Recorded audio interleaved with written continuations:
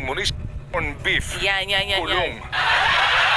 Yung nagnakaw ng mangga, Oy, oo, Kulong. naalala ko yun. Isa pa yun. yung nagnakaw na tesorero po sa barangay 20,000, kulong. Yung nagnakaw ng bilyon, elected. Alam niyo ho ba, na sa mga panahong ito, halos 1,000,000 kaso ang nakabimbin sa iba't ibang hukuman sa Pilipinas. 1 million? Ilan ba nakabimbin sa Supreme Court? Court of Appeals, alright?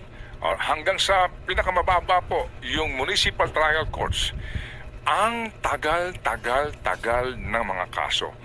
At ang masakit dito, yun din pong maliban doon sa mga kaso po na karumal-dumal na krimen o kaso pong may kaugnayan po sa life or property, yung pong kaso ng katiwalian.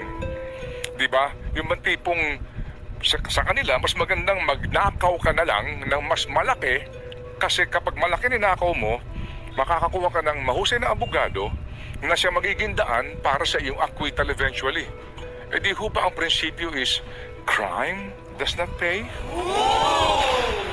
Pero kung malaki ang ninakaw mo, mas malaki ang pagkakataon sa iyo na maabsuelto ka sa kaso. Bakit? Kasi